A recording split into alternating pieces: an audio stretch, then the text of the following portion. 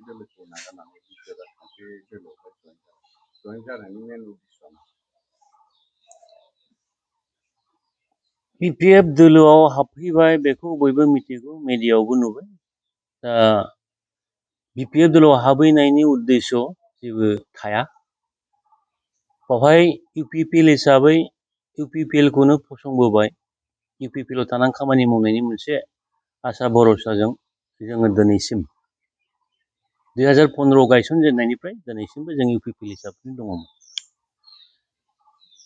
खिन्थु इउपिपिएल हिसाबै जोङो जे धरनि खामानि मावनांगौ बेखिनिया जोंनि थाखाय माने बुजिनो गोब्राब जादों।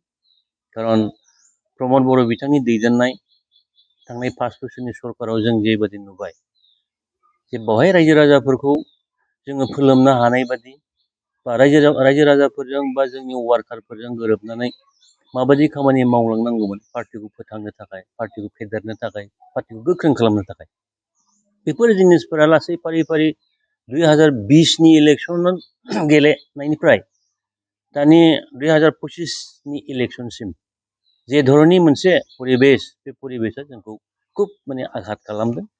जों बाहाय जोमै, सोरबा मावथि, सोरबा गुनेश्वर बेनिल' बाथ्रा नङा, गासै सिनियरफोरनि गोसोआव मोनसे सोंलु फैदों जे जों इउपिपिएलखौ बबे लामाजों दैदेनलांनो नागिरदों। प्रमद बर'नि भिजन आरो मिशननि बाथ्राया बहाय?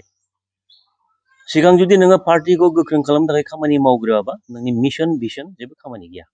दा बे हिसाबै दिनैहाय बिपिएफ दोलोआव जोङो हाबैदों। बिपिएफ दोलोआव जोङो 2015निफ्राय 2020सिमनि मोनसे अभिगथा दङ एमसिएलए जानानै। बे एमसिएलए जानाय टाइमाव हाग्रामा बिथाङा जेरैबायदि जोंखौ सनमान होयोमोन, हाग्रामा बिथाङा जेरैहायबायदि जोंखौ मान होनानै बिर'धि पार्टिब्लाबो जोंखौ मोनसे सनमान दोननानै बिथाङा रायज्लायोमोन, खामानि दामानि मावनाय बेलायाव बिथाङा लोगो लायोमोन आरो जथेस्थ' जोंखौ मददबो होदों आरो जोंबो बिथांखौ मदद होबोदों। दा बे बेलायावहाय जोङो नुबोबाय जे प्रमद बर'नि गभर्नमेन्ट सालायनाय आरो हाग्रामा महिलारिनि गभर्नमेन्ट सालायनाय बेवहाय जथेस्थ' पार्थक्य दङ। आरो बे हिसाबै जोंहा मोनसे 5 बोसोरिया जे मोनसे अभिगथा, बे अभिगथा मर्मे जोङो दिनै बिपिएफ दोलोआव हाबदों। बेवहाय माने जोंहा बेक्तिगत जेबो लाबालाबनि बाथ्रा गैया। बुंनो थाङोब्ला नोंथांमोनानो जायनाखि दानि इउपिपिएल राजखान्थि दोलो बेखौहाय जोनोम होजेनगिरि। दा बे बेलायाव मा बुङो? इउपिपिएल दोलोखौ जोनोम होनायनि गुबै माखासे थांखिफोर दङमोन। बेवहाय जोङो जाथि हिसाबै जे मोनसे थामोनथा बेखौ जोङो संग्रामि सत्तानिफ्राय फैनाय मानसिफोरा जों इउपिपिएल दोलोखौ जोनोम होदों आरो बेवहाय गासैबो जोंनि उद्देश्यफोरा रोखामोन। दा बे हिसाबै जे जों जे मोनसे साननायजों, जे मोनसे सान्थौजों इउपिपिएल दोलोखौ जोङो माने दाजेननायनिफ्राय जोङो गोख्रोङैनो खामानिबो मावबोदों।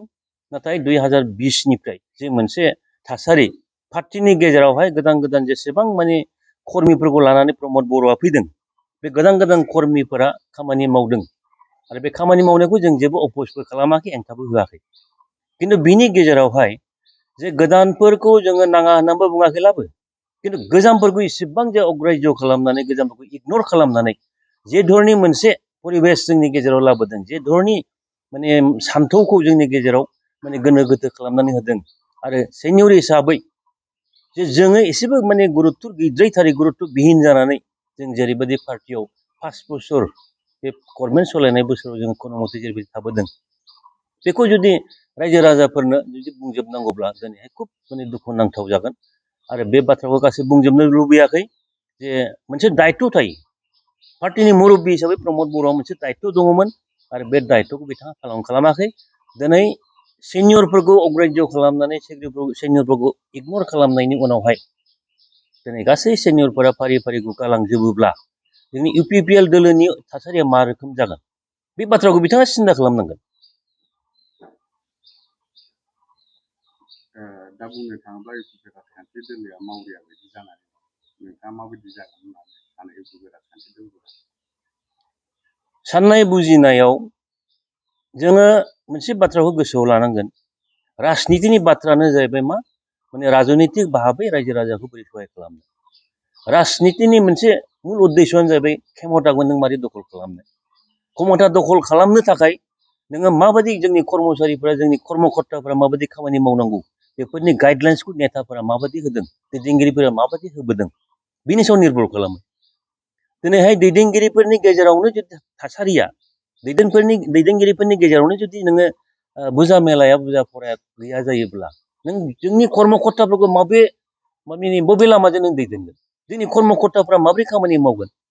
दा बे हिसाबै UPPL दोलोनि सरकार सालायनायनि बेलायावहाय दैदेनगिरिफोरनि बादैबो सासेबो माने कर्मिफोरा सान्थि गैया, सासेबो कर्मिफोरा सन्तुष्ट जायाखै, आरो कर्मिफोरा जुदि सन्तुष्ट जायाबा नोंजों रायजो राजाफ्राबो थाफाया। बे स्पष्ट खोथा। बेवहाय जोङो मोनसे बाथ्राखौ बुंगोन जे जोङो बै समाव एकर्ड खालामनायनि उनावहाय जोङो हाजार नाजाब्लाबो बाराथाराव जों देरहानो हादों। जों आसा खालामदोंमोन 5 बोसोर सरकार दानायनि उनावहाय जोङो फुरा माने बिटिसिखौ दखल खालामनो हासिगोन, जोंहा बे आसा दङमोन। खिन्थु लाजिनांथाव भाबै 7 जनल' देरहाबाय। जे समाव गभर्नमेन्ट गैयामोन बै 2015 सनाव PCDR जानानै जों 7 जन देरहादों। खिन्थु गभर्नमेन्ट थासेयाव मानो 7 जनल' देरहाखो नोङो? बे प्रश्ननि माने उत्तरखौ दिनैहाय जोङो नागिरनो थाङोब्ला बिनि दायनिगिरिखौ जों प्रमद बर'खौनो मोनगोन। बाहाय दिनैहाय प्रमद बर'आ बुङो जे सिनियरफोरा आउटडेटेड जाबाय, आउटमडेटेड जाबाय, बिथांमोननि खामानि गैलिया। आरो बे UPPL दोलोनि सेक्रेटारि राजु नार्जारिया बुंबाय जे बोरायजों जेबो जालिया, बे बोरायफोरनो खामानि दायथ' होनानै लाब गैला। आरो बिनि गेजेराव गोदानै फैनानै दिनैहाय माने लाइमोननि माबा सेक्रेटारि जागुलायबाय दिनैहाय, बिनि आगोल ट्रेजारारमोननो फुकन लाहारि। बे फुकन लाहारिया जुदि जोंखौ माने सेल्फिश होननानै बुंनो रोंबायब्ला, बे सिनियरफोरखौ बा आगोल जों जाय फसंगिरिफोर बिसोर जुदि बे रोखोम जुदि खोथा बुंनानै जोंखौ उपदेश होयोब्ला जोंहाबो मोनसे नैतिक दायित्व थायो। बे नैतिक दायित्वआ जाहैबाय मा, नोंसोर जुदि जोंखौ मोजां मोनलाबा, जोंखौ माने सैलाब्ला, बा जोंनि खामानिखौ नोंसोर नाङा बादि मने खालामबायब्ला जोङो UPPL दोलोखौ नागारनानै जोंखौ जाय अनसायदों हाग्रामा महिलारि बिथांनि जे मोनसे अनसायनाय बेखौ लानानै आरो बिथांनि जे मोनसे मावनायनि आदर्श, बे जेनाखि नितिगत भाबै जेरैबायदि दायित्व लानानै कर्मकर्ताफोरखौ नायो, बे हिसाबै जोंहा हाग्रामा महिलारिजों जोङो जगदान जादों। नोंथाङा हाग्रामा महिलारि दैदेननाय राजखान्थि दोलोआवहाय जगदान जाखांनायनि उनाव रायजो राजाफोरनि जौगानायनि थाखाय माबायदि खामानि मावनो होनना थांखि लादों? बेयो सैथो बाथ्रा। थांनाय 5 बोसोरनि जे मोनसे माने UPPL सरकाराव रायजो राजाफोरा बन्सित जानानै दङमोन, कर्मकर्ताफोरा बन्सित जानानै दङमोन। खिन्थु आं सानो दिनैसिमबो 2005नि प्रथम इलेक्सन गेलेजेननायनिफ्राय हाग्रामाखौ फेजेननो हायाखै। थांनाय 2020आवबो हाग्रामाया 17ता देरहादों, जोङो 12ताल' देरहादों।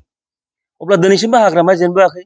आरो नै थांनाय 2025आव जोंनि गभर्नमेन्ट थासेयावबो जोङो 7 जनल' देरहाबाय, बेयो 28ता देरहाबाय।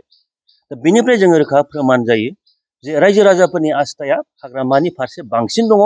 बिथाङा जिखिनि खामानि मावबोदों, बे खामानि मावबोनायखौ नुनानै रायजो राजाफोरा बिथांनो भट होदों, आरो बे हिसाबै दिनै गभर्नमेन्टआवबो पावारावबो बिथाङानो फैफिनदों। रायजो राजाफोरखौ मा खावलायहरनो सानो बे समाव? दा मोनसे खोथा सैथो जे प्रमद बर' बिथांनि दैदेननायाव बिथाङा दिनैहाय जा बाथ्रा बुंगासिनो दङ, एलायन्सनि बाथ्रा बुंदों, बिथाङा रायजो सभानि दिनै MP जानानै थांबाय। रायजो सभानि MP जानानै थांनायनि आराव दङ दिनैहाय माने BPF दोलोनिबो समर्थन दङ बेवहाय, BJP दोलोनि समर्थन दं बेवहाय, AIUDFनि समर्थन दं बेवहाय। दिनै बुंदों जे कंग्रेसजों एलायन्स जानानै इलेक्सनखौ गेलेनो हासिगौ। आङो आर'ज खालामगोन, आङो माने रिकुवेस्ट खालामगोन प्रमद बर' बिथांखौ जे नोंहा अधिकार गैया जे नोङो पार्टिखौ नोंनि गोसो बादि नों सालायनो हानाय नोंहा अधिकार गैया। रायजो राजाफोरखौ नोङो मिसलिड खालामनायनि नोंहा अधिकार गैया। दिनै नोङो जाय मानसिफोरनि सहायजों, जाय मानसिफोरनि हेफाजाबजों दिनै माने रायजो सभायाव MP जाहैबाय, बेखौ गारनानै नों बोरै कंग्रेसजों लोगो लानानै कंग्रेसजों एलायन्स जानानै बोरै इलेक्सन गेलेनो हायो? नोङो NDAनि एलायन्स सत्तेयावबो 15तानि गेजेराव मोनसेबो नों सिट मोनाखिसै। नोंनि गुरुत्वआ बहा दं? दा बे हिसाबै आं रायजो राजाफोरखौ बेखौ खावलायगोन जे फैगौ समाव जोंनि रायजो राजाफोरा जेसेबां माने गावबा गावनि समस्याफोरजों लोगोसे सामाजिक समस्या आरो जोंनि गथ' गथायफोरनि फरायनायनिफ्राय आराम्भ खालामनानै जोंनि बेखार सेंग्राफोरनि, सिख्लाफोरनि जे मोनसे थासारि, बेखौ जोङो सुस्रांनांगौब्ला आं आसा खालामो हाग्रामा महिलारिनिख्रुइ साबसिन बे बाथ्राखौ रावबो बुजिनो हाया। प्रमदखौ आसा खालामदोंमोन, बे 5 बोसोराव जोंना जोबलांबाय। आरो बे हिसाबै आं रायजो राजाफोरखौ, जोंनि लाइमोनफोरखौ आं खावलायगोन जे नोंथांमोनहा हाग्रामा महिलारि दैदेननाय BPF हानजानि जेसेबां दैदेनगिरि बिथांमोननि सायाव मोनसे आस्थाखौ लाखिनानै, मोनसे फोथायनायखौ दोननानै BPF दोलोआव नोंथांमोना जगदान जाफै।